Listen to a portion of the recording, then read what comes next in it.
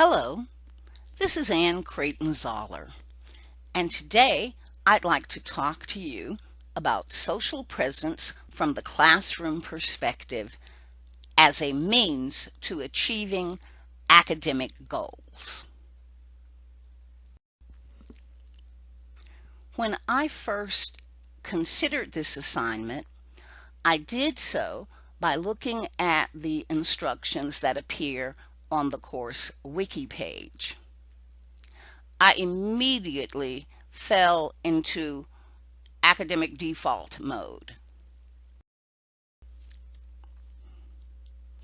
This means that I spent some quality time attempting to describe the connections among the characteristics of learner-centered courses, social presence in an online course, the principles of how people learn, and motivation to learn. This attempt resulted in numerous mind maps, a massive deck of slides, and a script fit for a 90-minute seminar. After a period of reflection, I decided to pay attention to the instructions that Dr. Cannon gave in her screencast introduction to Module 5. I could actually hear her in my head saying, "Anne, pick one major idea that everyone in the class should know about and give a quick presentation." I need to start this attempt at a quick presentation by reading two definitions exactly as they appear on the screen. The first is the early definition of social presence that was provided by Garrison, Anderson, and Archer. This one was taken from a 2000 publication. They wrote, "We define social presence as the ability of participants in a community of inquiry to project themselves socially and emotionally as real people. In other words, their full personality through the medium of communication being used."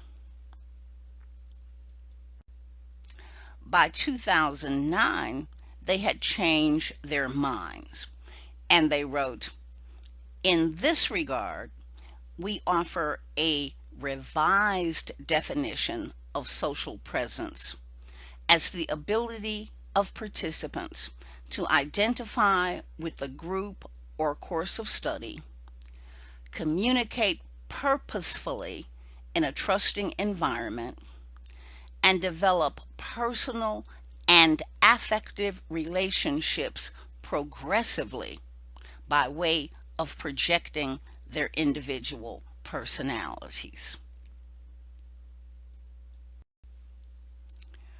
For this presentation, the focus is on the switch from affective communication in the older definition to interpersonal communication in the newer definition.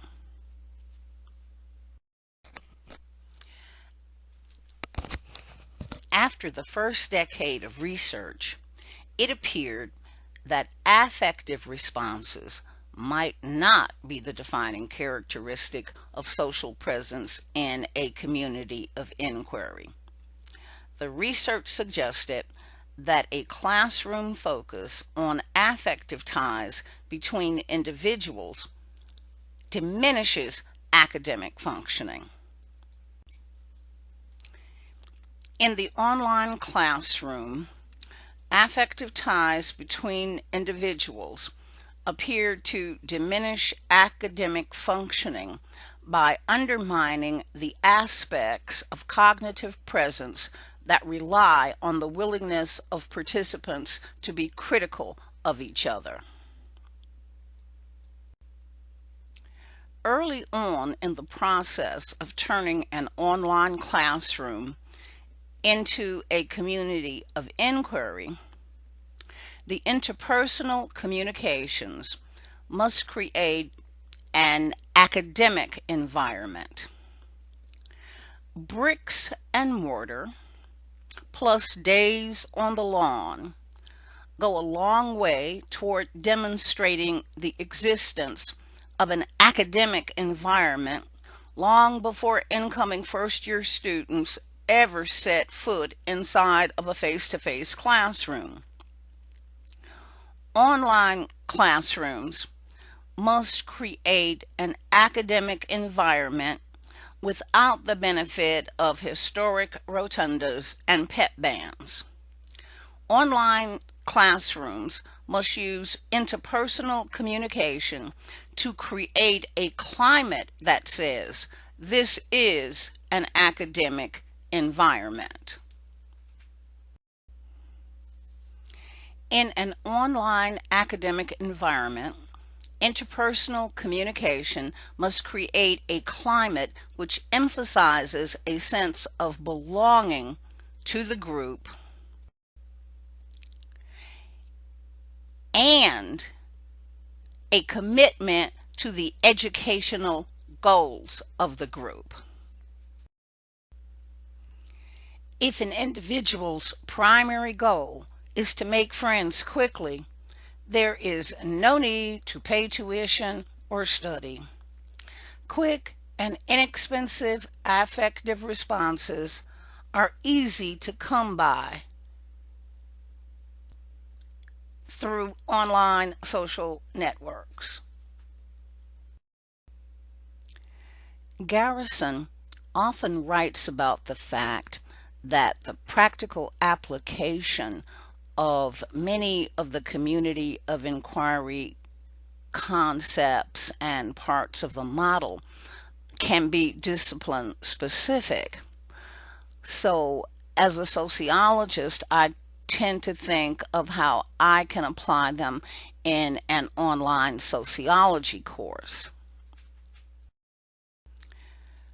As a sociologist, I should be able to start the semester by collecting, even getting my students to assist me in collecting the kind of data that will help me to understand their preconceptions about what we will be studying and the extent to which those preconceptions are misconceptions. Of course, I expect the 15 students in my graduate seminars in sociology to know the difference between social groups and social networks.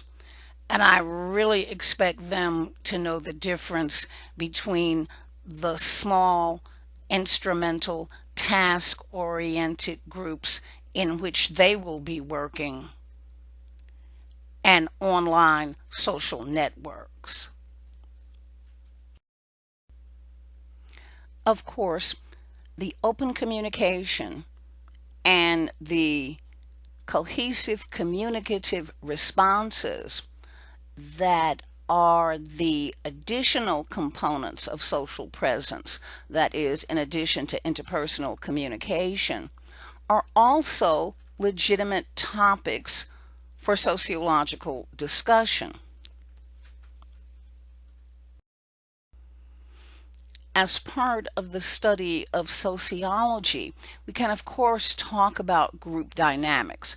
We can talk about the fact that sometimes those self-directed work teams that start out with the most conflict, who have the most difficult time negotiating roles and expectations and agreeing upon exactly what it is the group is going to do, but who persist through that conflict, actually end up with a much better final product than the groups where everything was peaceful and harmonious all along.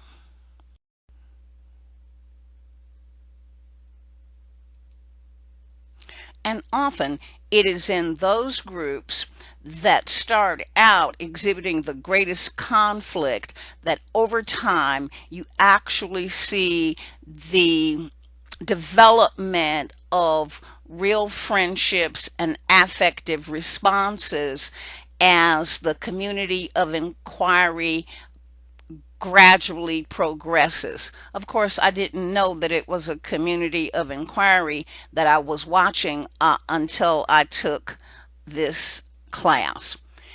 Finally, in closing, I would like to say that none of the graphics used in this presentation are being used in violation of copyright. I am learning how to acknowledge copyright. I also want to say that I have attempted to share a folder from RefWorks with you, and the hyperlink to that shared folder of references will be posted on the wiki. Thank you very much for your kind attention.